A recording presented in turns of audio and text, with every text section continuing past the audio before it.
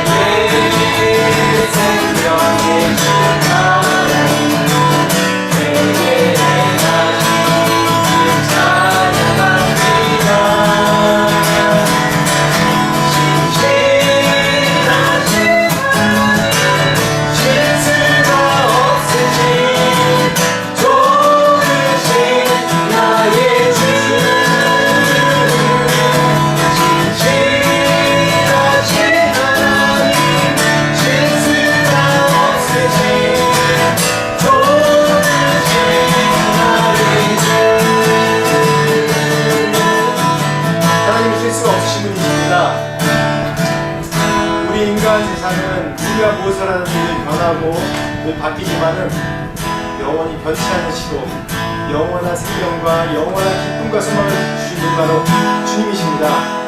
그런 신실하신 하나님이십니다. 실수가 없으신 하나님이십니다. 그런 분이 정말 좋으신 God is good all the time입니다. 그렇게 우리가 주님 앞에 감사하면서 고백하면서 하나님의 어떤 하나님인지 고백하면서 우리 찬양합시다. 같이 기도합시다. 하나님 아버지, 나의 반듯하는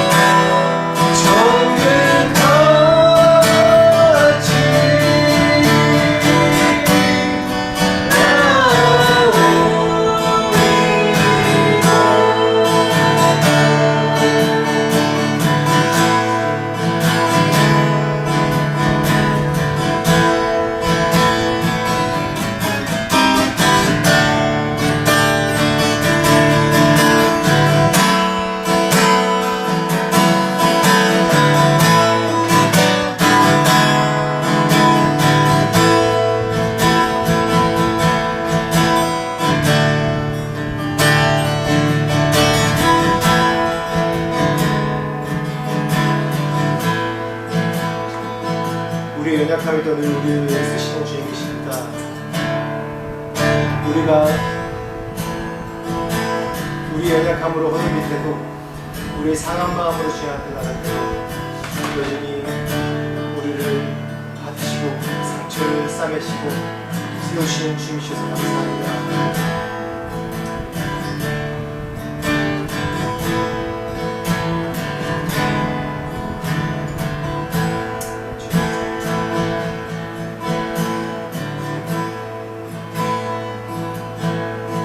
전능하신 나의 주 하나님, 눈치 못하신 정령에 우리의 모든 아픔도 우리의 모든 생각도 우리의 모든 꿈과 모든 소망도 진지하신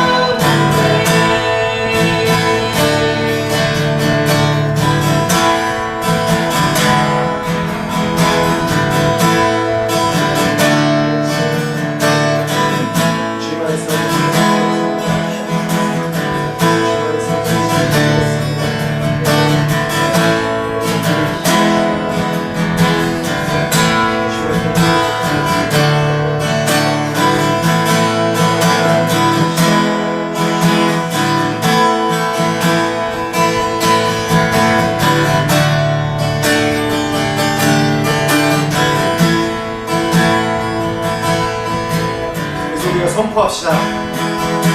우리가 가지고 있는 걱정, 우리가 가지고 있는 계획, 그 모든 것들을 그 주님의 발 앞에 놓읍시다. 그 주님 앞에 능치 못할 일이 없습니다. 그 주님 앞에 이런 모든 것들은 아무 문제가 아닙니다.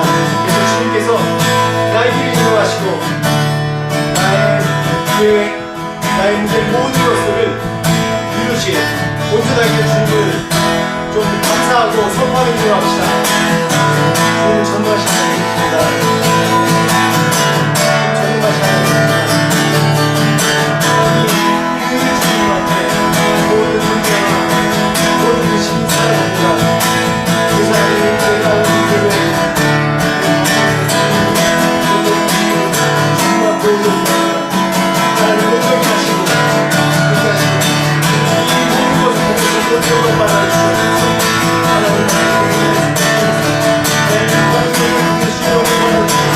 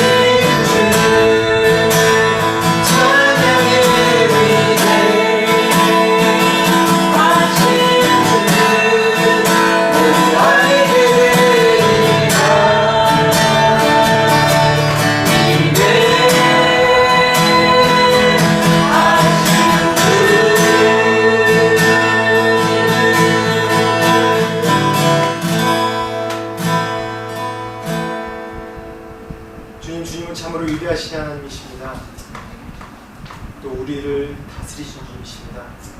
우리의 주인이십니다. 이 모든 세상의 주관자 되시고 그 하나님이 우리를 통해서 하나님의 구원 계획을 이루시는 그런 신실하신 하나님이십니다. 지금도 신실하게 우리를 이끌어주신 주님을 믿습니다. 감사드리고 예수 그리스도 이름으로 기도합니다.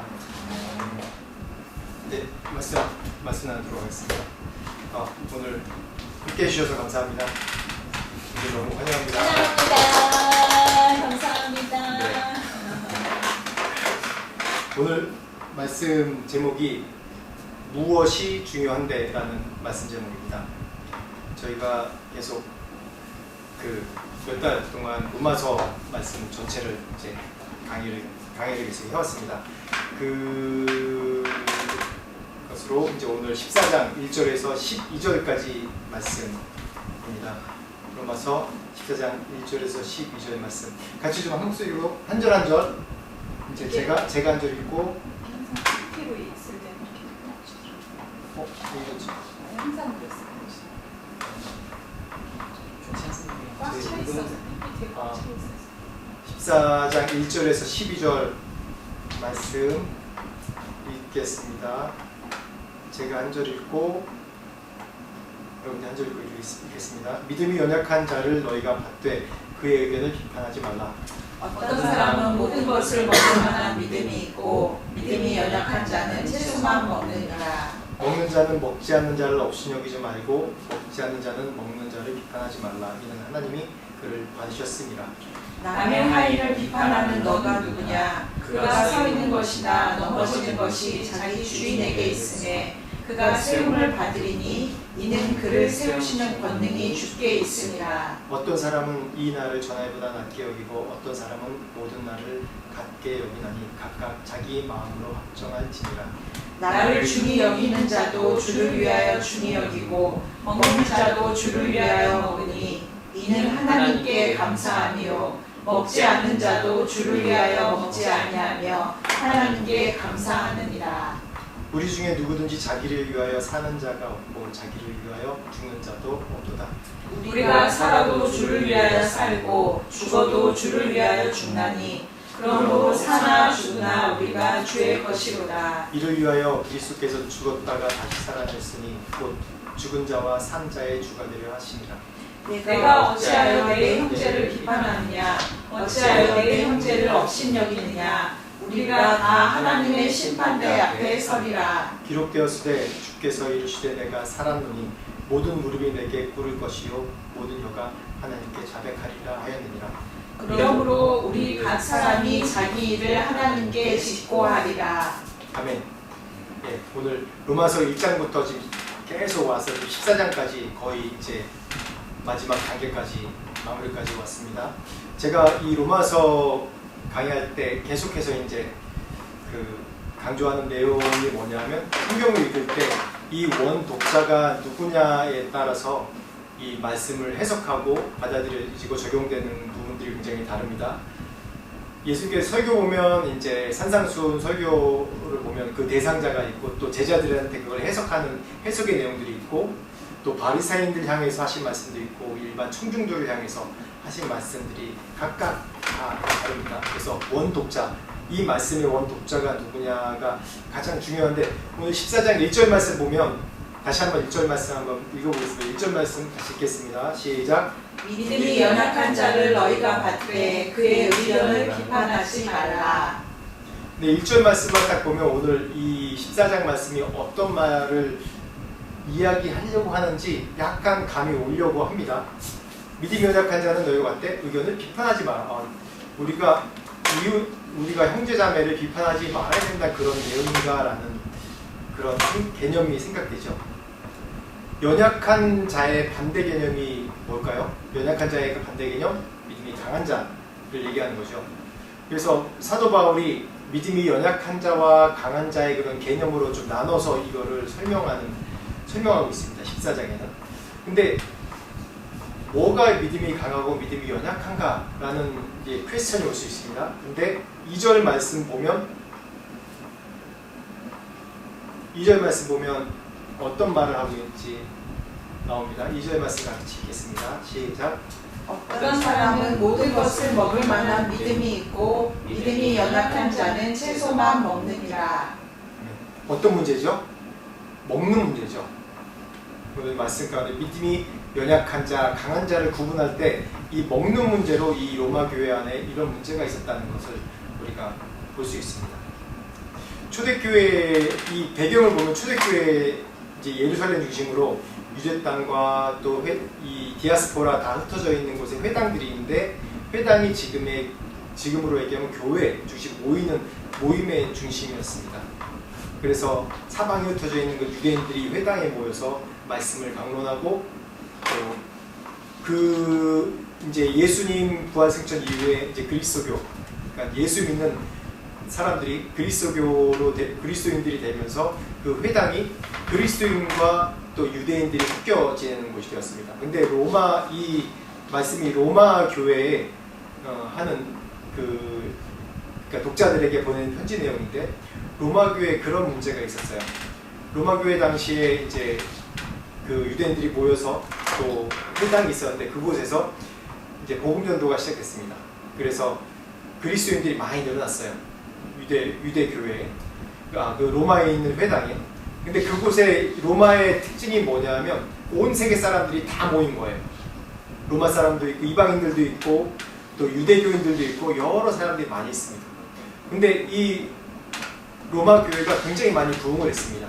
그러니까 얼마나 많이 부흥을 했는지 잘 가늠은 안 되지만 뭘로 가늠할 수 있냐면 그 안에서 서로의 이런 문제, 오늘 먹고 마시는 문제로 싸움이 일어난 거예요.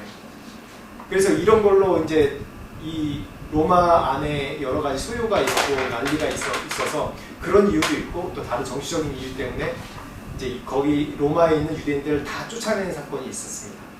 그런 다음에 다시 한 7, 8년 만에 다시 돌아왔죠. 돌아오면서 그 시기를 교회가 없어진 것이 아니라 그 시기에 이방 그리스도인들, 이방인으로서 그리스도인들이 된 사람들이 그 교회를 지켰어요. 그래서 그 로마 교회가 여전히 튼튼했고 더 부흥됐었습니다.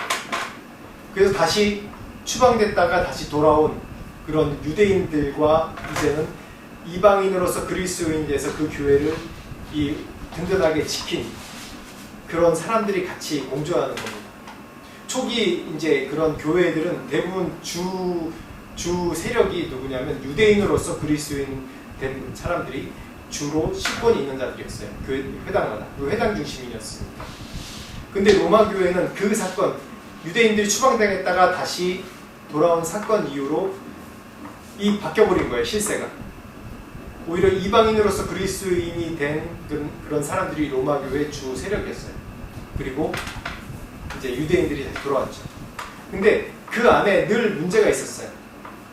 이방인으로서 그리스도인이 된 사람들은 바울의 가르친 대로 또한 그 전에 가르친 대로 이제 예수 그리스도를 믿고 예수 그리스도를 따르는 그런 좀 더 자유로운 그런 믿음이었어요. 근데 유대인으로서 그리스도인이 된 그런 신앙인들은 그들의 큰 문제 중에 하나가 율법주의였어요. 율법주의. 그리스도인이 됐지만 자신들이 섬겨오던 그런 유대인의 율법, 절기 그런 걸 따르는데 이게 타협이 안 되는 거예요. 그래서 로마 교회 안에 늘 이런 갈등과 문제가 크게 있었습니다. 그래서 이 원독자의 배경이 바로 이런 의미로 로마서를 사도 바울이 서신으로 써서 로마 교회에 보낸 내용들입니다. 근데 이 유대인들, 특히 이 로마 교회뿐만 아니라 전체 유대인으로서 그리스도인이 된 사람들의 늘 큰 이슈가 세 가지 있었어요. 뭐냐면 오늘 방금 말씀에서 나왔듯이 먹는 문제가 정말 중요했어요. 그리고 또 날짜 문제, 절기의 날짜 문제가 중요했고 또 하나는 뭐냐면 할례 문제였어요. 할례. 이 세 가지가 정말 중요한 게 유대인들은 오랫동안 내려왔던 이런 자신들의 전통 아닙니까? 그 모세 출애굽 이후에 시내산에서 이제 모세가 십계명을 받고 그 절기와 그 40년의 광야 생활하면서 모든 절기와 날짜, 하나님을 섬기는 방법과 제사 이런 모든 것들이 아주 굉장히 구체적으로 만들어져 왔었어요. 근데 이 날짜 문제에 관해서는 이때 당시 어떤 일이 있었냐면 원래 유대인들이 지키는 이 날짜는 안식일이 제일 중요합니다. 안식일. 근데 이 날짜가 점점 안식일, 사도행전에 보면 안식일에도 모이고 또 지금으로 얘기하는 우리가 주일에도 모이고 날짜가 왔다 갔다 하는 거예요. 근데 유대인들의 이런 오랫동안 내려왔던 이 전통, 신앙을 지키는 전통 중에 정말 중요한 게 안식일이었거든요. 십계명에도 안식일을 거룩히 지키라는 내용이 있기 때문에 유대인들은 이것이 정말 중요했어요. 근데 자꾸 이런 문제가 이방 교회 안에서 자꾸 시간이 날짜가 왔다 갔다 하는 거예요. 그리고 오늘 그리고 할례 문제인데 할례는 유대인의 정통성에 굉장히 중요한 문제예요. 할례를 받았다는 그 자체가 유대인이라는 거거든요. 근데 이것도 오랫동안 내려온 전통입니다. 그래서 이 사도 바울이 이방의 사도로 되고 이제 그 예루살렘 공회에서 늘 논쟁이 있었던 게 할례 문제. 왜 이방인으로서 그리스도인 된 사람들한테 왜 할례를 받으라고 해서 하느냐? 그래서 결국 먹는 문제 정결하게 하고 또 할례 문제에 대해서는 자유를 줬어요. 그리고 또 오늘 지금 방금 얘기한 2절 말씀에 나온 먹는 문제. 그때 당시 어떤 시대였냐면 이제 로마 이 제국만 딱 보면 시장 가서 고기를 사는데 그 고기들이 다 어떤 고기냐면 우상 신전에 제사를 바친 물건들이 유통이 되는 거예요. 그렇게 만들어 놨어요. 이 시장 체계가. 그래서 어디 가든지 이 고기를 구하려면 고기가 다 우상에게 한번 제사를 드렸던 고기들을 다 살 수밖에 없는 시대였어요. 그래서 이 유대인들은 이걸 굉장히 좀 이 신앙의 양심에 이게 꺼려했습니다. 찜찜하게 생각했어요. 그래서 이런 우상에서 또 제사 지낸 그 고기는 먹으면 안 된다라고 또 가르쳤고, 또 이방인으로서 그리스도인 된 사람들은 이게 무슨 문제냐, 우리가 예수 그리스도를 믿고 이 말씀대로 사는 게 중요한 거지 먹고 사는 게 뭐가 문제냐라고 이 교회 안에서, 로마 교회 안에서 이런 논쟁이 서로 아주 맹렬하게 붙은 겁니다. 그렇듯이 이 먹고 사는 문제도 되게 중요하죠. 정결의 문제가 되게 중요합니다. 유대인들에게는 오래도록 내려오는 이런 십계명 이후로 내려오는 이 절기와 그 십계명에 정확하게 명시하고 있는 그런 율법과 규례와 그런 것들이 중요한 것이 우리가 죄인으로서 어떻게 하면 하나님 앞에 정결하게 살 수 있는지 문제에 대해서 우리에게 정확하게 제시해주는 지표이기 때문에, 또 이것을 오랫동안 지켜왔기 때문에 이것이 너무 중요했어요. 근데 이 모든 율법과 규례가 누구에게 맞춰졌죠? 우리가 아는 것처럼 예수 그리스도를 통해서 온전하지 않은 절기와 율법과 그런 모든 것들이 완성됐습니다. 무엇을 통해서요? 사랑을 통해서 완성된 것이에요. 그렇듯이 이 그리스도인으로 살기가 너무 유대인으로서 살기가 너무 어려운 거예요. 모든 물건이나 또 고기를 먹으려고 해도 못 먹고, 그러니까 최소한 먹고 하는 거예요. 이 유대인들이. 오래전에 이런 실험도 있었습니다. 한번 이제 옛날에 이제 매스컴에서 한번 본 내용이 있는데, 일주일 동안 메드 인 차이나를 쓰지 않고 살 수 있는지 한번 실험을 해봤어요. 살 수 있을 것 같습니까? 여러분 가진 물건에도 메드 인 차이나가 없는 것이 있을까요? 그렇게 못 사는 거예요. 심지어는 뭐 이렇게 액세서리 조그만 열쇠고리에도 다 메드 인 차이나가 붙어 있어요. 지금 시대에는 메드 인 차이나 없이 살 수 있는 데가 없는 것 같아요. 모든 것들이 다 메드 인 차이나로 다 바뀌어 있어요. 그래서 옛날에는 세 개의 공장이 이 중국이라고 얘기하지 않습니까? 그렇듯이 그때 당시에도 신전에 갖춰지지 않은 물건을 유통할 수가 없어요. 그래서 이런 문제로 서로 격렬하게 굉장히 부딪힌 게 이 로마 교회 이 배경입니다. 그 문제가 단순히 그 로마 교회 문제입니까? 아니죠.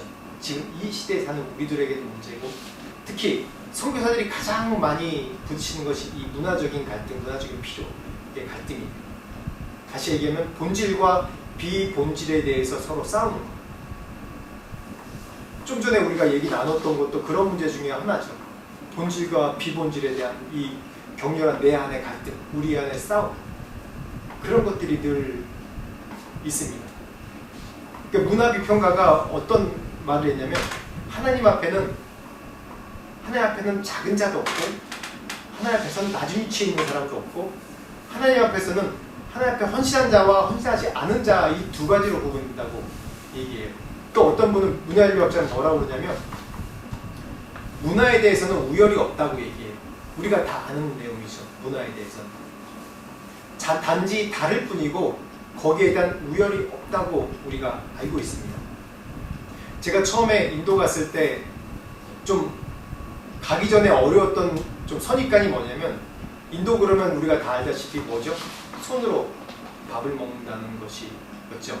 제가 선교사로 처음에 가기 전에 손으로 밥 먹는다는 거에 대해서 좀 거부감이 있어서 저도 좀 비유가 약한 부분이 있어서 손으로 밥을 먹으면 그냥 토할 것 같았어요.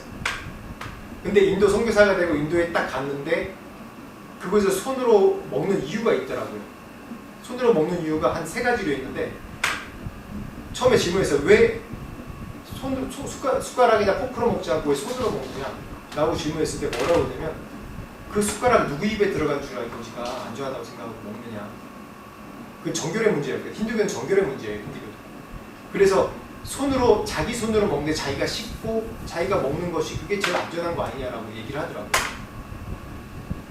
그리고 두 번째는 뭐냐면 그 환경적인 문제인데 거기 쌀이 다 날아가는 쌀이에요. 끈적끈적한 쌀이 없어요. 다 날아가는 쌀이고 또 커리는 좀 찐득찐득하고 그래서 숟가락으로 쌀을 딱 뜨면 그냥 흘러내려요. 그래서 손으로 커리를 뿌려서 해서 먹는 그것이 가장 이제 밥을 잘 먹을 수 있는 방법이더라고요. 또 하나는 뭐냐면 내가 손으로써 이렇게 만짐으로써 그 온도를 알 수 있는 거예요. 그래서 그것이 따뜻한지 따뜻하지 않은지 알 수 있다고. 그렇게 얘기를 하죠. 그래서 이게 더러운 것이 아니라 서로 문화적인 차이지 다른 것이 아니구나라는 것을 그때 알았습니다. 우리 그리스도 안에서 늘 갈등이 있고 싸움이 있는 것이 뭐냐면 자신의 편협한 신념, 가치관, 세계관에 따라서 거부해버리고 그리고 더 우월감을 느끼고 그런 것 때문에 우리 그리스도 안에서도 늘 싸움이 일어나고 또 나라가 싸움하고 역사적으로 그런 싸움이 계속해서 일어나왔습니다.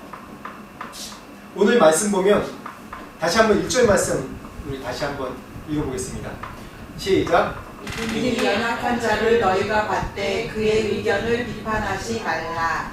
여기서 뭐라고 하냐면 너희가 받되라고 얘기하는데 연약한 자를 너희가 받되 이 헬라어로 얘기하면 수용하다라는 얘기입니다. 받는다는 얘기는 수용해라 라는 얘기입니다. 여기서 연약한 자를 받되 너희가 비판하지 마라 라고 얘기합니다. 여기서 비판이라는 건 우리가 알다시피 비평이 아니라 판단하고 저지하는 거예요. 우리나라가 아직도 유교의 영향을 많이 받은 기독교에서 좀 좋은 영향도 많이 있어요. 경건 생활에. 근데 안 좋은 영향도 참 많습니다. 제가 우리 우스갯소리로 옛날에 그런 이제 일이 있었습니다. 뭐냐면 불교 신자 옛날에 지금도 그렇지만 옛날에 이제 불교 신자인 가정이 대부분 많죠. 근데 어느 분이 간증을 하는데 어머니가 불교에 정말 절실하고 늘 절에 다니는 분이었어요. 그래서 늘 공양하고 또 그렇게 열심히 섬기는 분인데 자식한테 이기는 부모 없다고 종교를 바꾸고 이제 교회를 나오기로 결정했어요. 근데 교회를 딱 나왔어요. 교회 문화도 모르고 아무것도 몰라요. 근데 자식 따라서 교회를 첫날 딱 나왔습니다. 나오고 이제 새 신자 소개하고 다시 이제 밖으로 딱 나갈 때 어떻게 해요? 목사님 교육자들이 딱 쓰고 다들 잘 오셨습니다. 인사하고 악수하지 않습니까? 근데 그 분이 딱 나가면서 어떻게 인사할지 몰라가지고 어떻게 할까 그 어머니가 고민하다가 할렐루야 이렇게 합창을 하고 할렐루야 이렇게 인사했대요. 그래서 목사님도 이거 당황해가지고 네 아멘 그리고 인사를 받았다는 그런 얘기가 있습니다.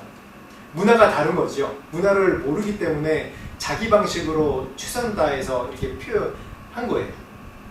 그렇듯이 우리가 교회 안에 또한 우리 믿음의 공동체 안에 어떠한 믿음이 연약한 자 아니면 그 전에 그런 버릇으로 그렇게 온 자들을 우리가 용납하고 수용해 주라는 거예요.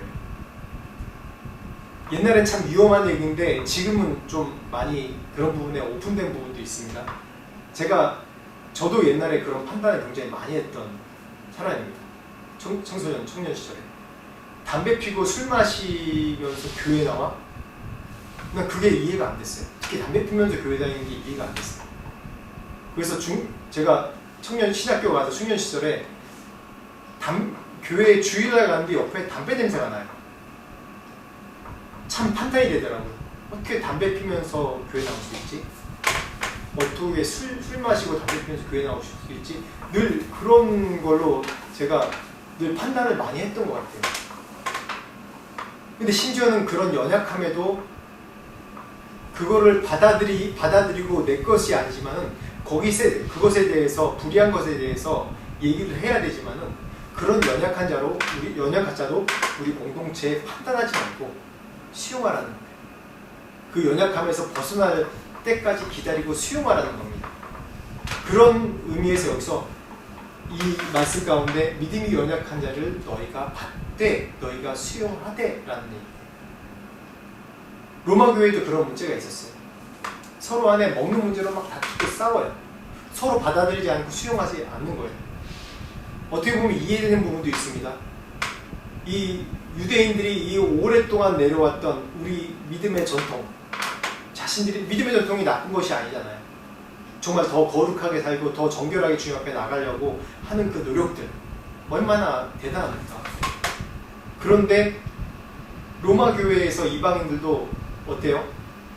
이방인들도 정말 그 이방의 로마의 좋은 환경이 아닌데 믿는 자들을 박해하는 환경인데도 이방인들이 예수 그리스도를 믿는 그리스도인이 되는 거예요. 근데 그 안에 장점이 그 안에 뭔가 율법에 매이지 않고 정말 예수 그리스도의 그 십자가 사건, 그 구원, 그 은혜, 그 사랑만 바라보고 그리스도인이 됐어요. 성령 체험을 했어요. 얼마나 귀합니까?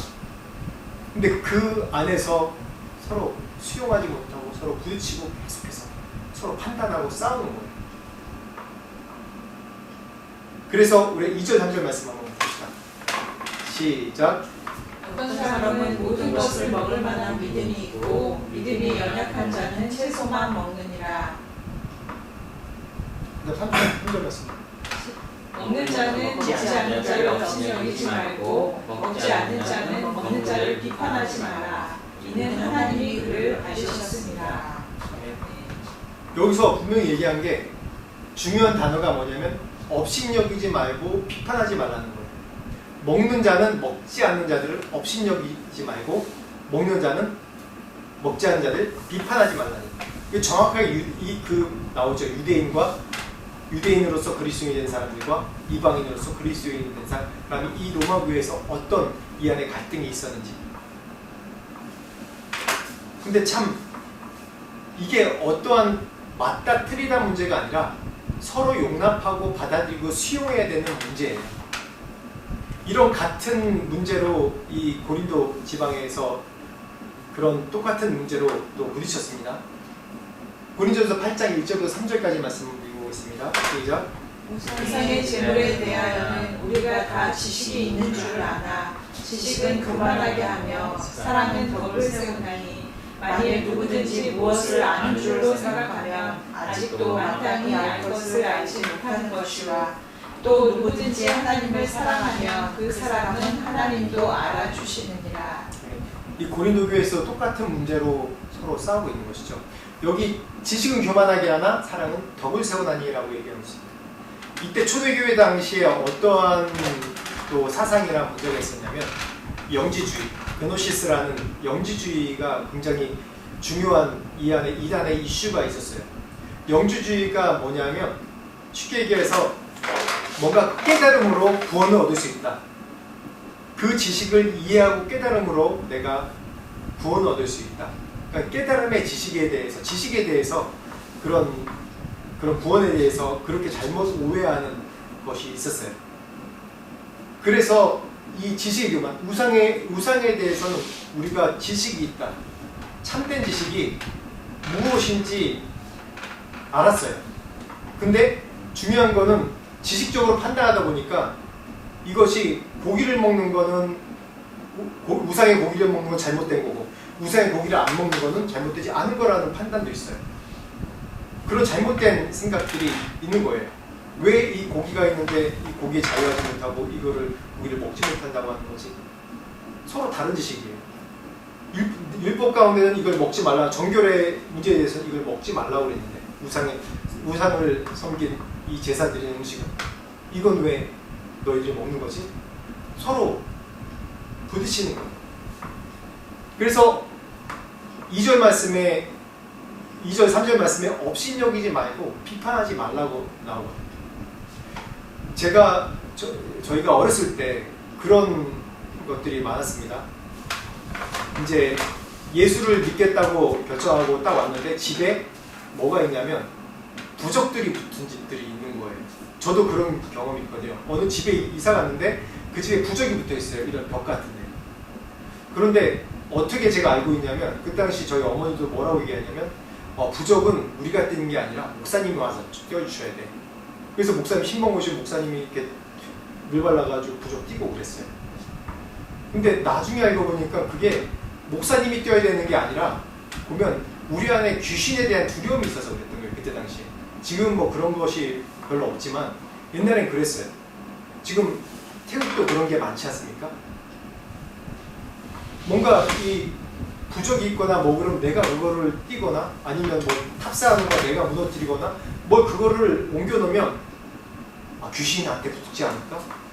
이런 저주가 나한테 임하지 않을까? 막 그런 두려움 때문에 그냥 목사님을 부르는 거예요. 목사님은 성직자니까 뭔가 더 영적으로 강하다, 반대편에 있겠다 생각해서 그걸 떼어달라고 하는 거예요. 전혀 그냥 종일 뿐인데 우리는 그렇게 얘기할 수 있죠. 근데 거기에 대한 아직 믿음이 연약한 자들은 그건 내가 어떻게 손을 못 건드는 거예요. 이 로마 교회 안에서 서로 계속 부딪히는 것들이 이런 문제입니다. 지식은 교만하게 하며 사랑은 뭐 한다고요? 덕을 세운다고요. 이 사랑 안에 자유가 있다고 얘기하는 겁니다. 지식 가운데는 너희들은 서로 판단하고 서로 교만하게 하고 서로 더 우월하다고 얘기하지만은 이런 게 소용없어. 그리스도의 사랑 안에서 너희가 서로 덕을 세우는 게 더 중요하다는 얘기를 계속 하는 겁니다. 인간은 에덴 동산에서 추방된 이후에 참 우리가 자유롭지 못한 진정한 자유를 잃어버리고 삽니다. 뭐든지 두렵고 뭐든지 위협이 되고 심지어 사람을 만나도 두렵고 위협으로 생각되고 그래서 인간이 처음에 만든 것이 바벨탑이죠. 우리 안에 모여서 우리 안에 지식을 공유하고 우리 안에 제도를 만들어서 견고하게 하자. 이 바벨탑이 가장 안전한 곳이다. 이런 지식이 교만이 되어버린 거예요. 늘 우리가 불안하고 두렵기 때문에 뭔가 제도를 만들고 법칙을 만들고 그 안에서 사람이 안정되게 산다고 그렇게 거짓으로 그렇게 만들어요. 역사적으로 보면 늘 진정한 자유와 평안을 추구하는 삶이 계속 있어 왔지만은 그 안에 자유가 없었습니다.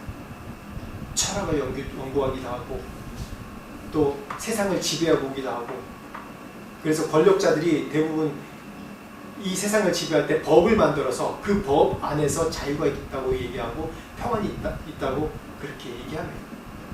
결국 그 하나님 만든 법 자체도 그 제도 자체도 우리가 죄인이기 때문에 개인의 권력자의 사리사욕에 그냥 다 이 법도 다 무너진 경우가 대부분입니다.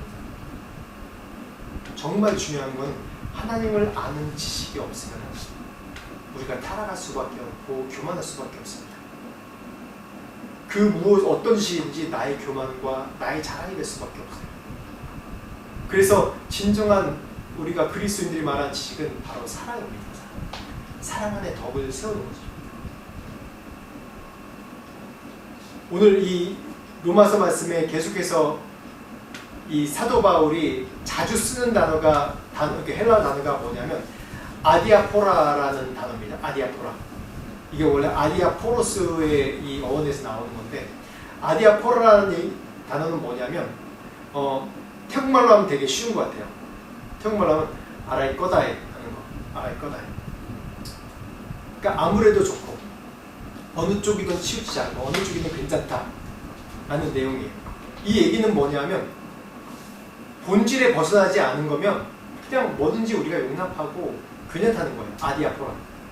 그래서 이 문제가 이런 문제에 대해서 바울이 이 로마서 전체 그 서신서 전체에 대해서 아디아포라는 단어를 쓸 때 어떤 중요한 이 그 세 가지를 얘기하는데 자신과 다른 입장에 대해서 비판하지 말라. 사랑을 기초해서 이걸 자유롭게 적용해라.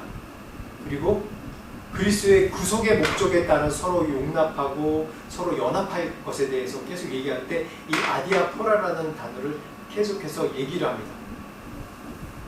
그래서 오늘 4절, 5절, 6절 말씀에 같은 아디아포라라는 단어가 나와요. 같이 읽어봅시다. 시작. 만약 내 비판하는 너는 누구냐? 그가 서 있는 것이나 넘어지는 것이 자기 주인에게 있음에 그가 세움을 받으리니 이는 그를 세우시는 권능이 주께 있음이라. 어떤 사람은 이 날을 전날보다 낮게 여기고 어떤 사람은 모든 날을 같게 여기나니 각각 자기 마음으로 확정할지니라. 나를 중히 여기는 자도 주를 위하여 중히 여기고 먹는 자도 주를 위하여 먹으니 이는 하나님께 감사함이요 먹지 않는 자도 주를 위하여 먹지 아니하며 하나님께 감사하느니라. 이 말씀을 전체로 하나로 딱 줄이면 그거죠. 그리스도 안에서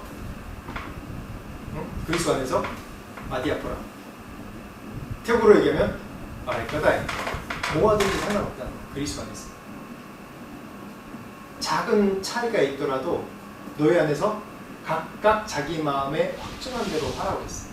내가 이해한 대로, 내가 그리스도의 복음 안에 있는 한 내가 확정한 대로 뭐라고요? 확정한 대로 하라고. 그래서 자기 아집과 신념으로 하지 말고 사랑 안에서 서로 연합하라. 그래서 그리스도 안에 있으면 세상과 다른 게 뭐냐면 우리는 확장성이 계속 많은 거예요. 점점 더 확장해 가는 거예요. 점점. 각기 부르심이 다르고 각기 은사가 다르지 않습니까? 그래서 점점 확장해 나가는 거예요. 저는 교단이 우리나라에 이렇게 많은 것을 얘기할 때 뭐 장단점도 있고 뭐 비판적으로 얘기할 수도 있지만 그거 하나도 우리가 그리스도 안에서 서로 믿는 신념과 가치가 또 접근하는 방법이 다르게 사람이 워낙 많지 않습니까? 다르기 때문에 교단들도 계속해서 이렇게 생겨나는 것이라고 생각해요. 물론 그 안에 개인적인 이해에 따라서 세워진 것도 있지만 각자 믿는 방식이 달라서 그래요. 1절 말씀 한번 읽어보겠습니다. 시작. 내가 어찌하여 내 형제를 비판하느냐? 어찌하여 내 형제를 업신여기느냐? 우리가 다 하나님의 심판대 앞에 서리라. 이게 정말 중요한 경고의 말씀입니다. 남을 업신여기고 비판하는 성경 전체에도 예수님의 말씀에도 나오지만은 업신여기고 비판하는 자는 무엇을 두려워해야 된다고요? 마지막 날 하나님의 심판대 앞에 설 것을 두려워한다고 했습니다. 우리가 교만할 수가 없고 우리가 우리 신념을 주장해서 다른 사람을 비판하고 용서하지 못하는 것은 못하는 사람은 항상 이 마지막 때 심판대 앞에 내가 어떻게 주님 앞에 설지에 대해서 늘 염두에 둬야 되는 신앙이 돼야 됩니다. 7, 8, 9절 말씀 한번 읽어보겠습니다. 시작. 우리 중에 누구든지 자기를 위하여 사는 자가 없고 자기를 위하여 죽는 자도 없도다. 우리가 살아도 주를 위하여 살고 죽어도 주를 위하여 죽나니 그러므로 사나 죽으나 우리가 주의 것이로다. 이를 위하여 그리스도께서 죽었다가 다시 살아나셨으니 곧 죽은 자와 산 자의 주가 되려 하시니라. 이게 중요한 이론이죠. 오늘 로마 교회가 서로 갈등하고 문화적으로 서로 부딪히는 문제 중에서 이걸 해결할 수 있는 이 단어입니다. 뭐라고요? 우리가 살아도 주를 위해 살고 죽어도 주를 위해 죽나니 그러므로 뭐라고요? 사나 죽으나 우리가 주의 것이로다 라고 고백하는 겁니다. 우리가 주님 앞에 갈 때 늘 우리가 서로 싸우는 문제들이 이런 문제들이에요. 서로 갈등하고 그냥 내가 가진 신념, 내가 경험한 것이 더 우선이라고 생각하고 주님 앞에 나갈 수 없는 것들, 그냥 내 자랑이 되는 겁니다. 계속.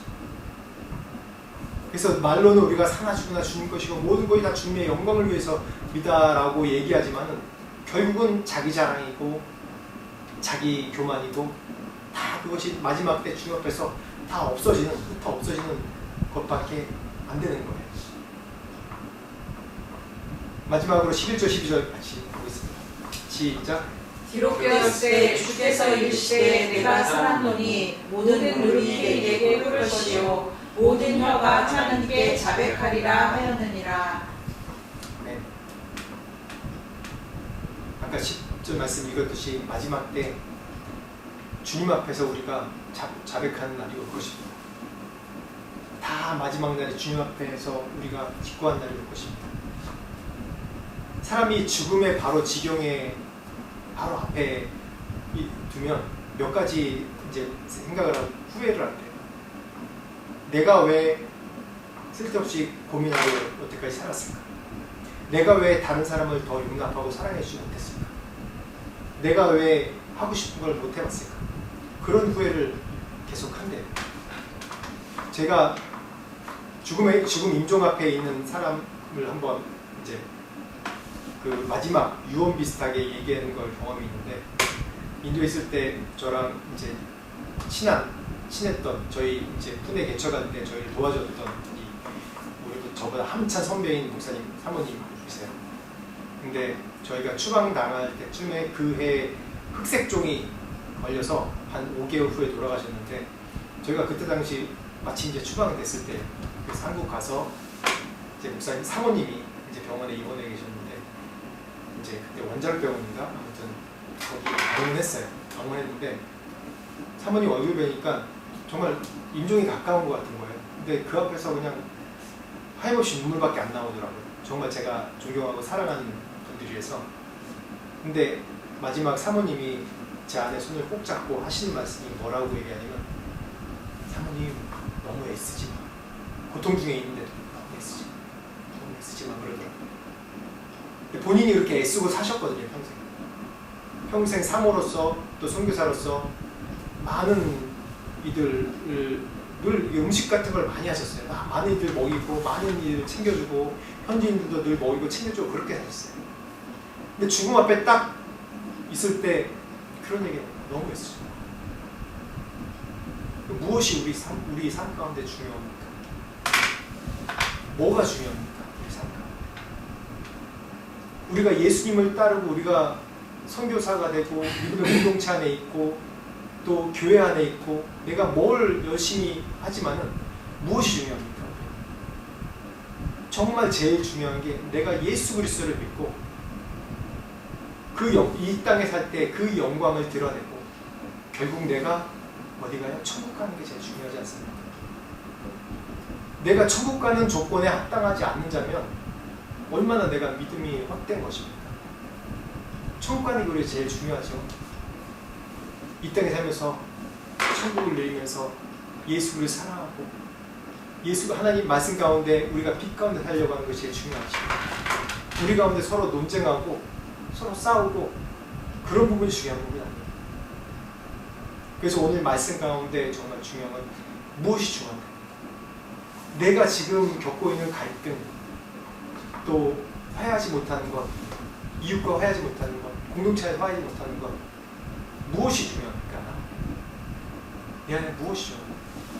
주님 앞에 설 때 분명히 하나님 앞에 우리가 직고한다고 했습니다. 그리고 하나님 앞에 자백한다고 했습니다.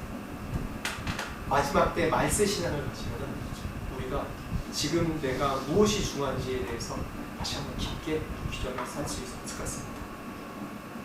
그래서 우리가 비본질이 아니라 내 안에 본질이 중요한 그런 삶을 사시고 그런 눈을 넓혀 사는 그런 우리 모두가 되기를 축원합니다. 같이 기도하겠습니다. 하나님 감사합니다. 마지막 우리가 주님 앞에 설 때 내가 무엇을 하였냐라고 우리에게 말씀하실 때 우리가 참으로 주님 앞에 충성되고 우리가 우리의 삶을 헌신해서 주님께 살았습니다. 그리고 우리가 용서하며 사랑하며 그리스도의 하기 나타낸 삶을 살았습니다라고 고백할 수 있는 우리 모두가 될 수 있도록 인도하여 주시옵소서. 늘 우리가 비본질이 아닌 비본질에 집중하지 않게 하시고 우리가 늘 그리스도 안에 서로 용납하며 받아들이며 수용하며 또 잘한 자들 또 축복한 자를 축복하고 축하하며 격려하며 세워주는 우리의 믿음의 그런 선배들이 될 수 있도록 축복하여 주옵소서. 우리의 목표는 바로 그리스도의 사랑을 이 땅 가운데 전하며 마지막 날 우리가 주님 앞에 설 때 다 칭찬받는 주님의 종 되기를 원합니다. 그런 종들로 삼아 주시옵소서. 지금은 우리 주 예수 그리스도의 은혜와 하나님 아버지의 무한하신 사랑과 성령님의 감화감동 역사하심과 마지막 때 주님 앞에 설 때 주님께 칭찬받기 간절히 소망하는 모든 자들에게 지금부터 영원토록 함께 하시기를 간절히 축원하옵나이다.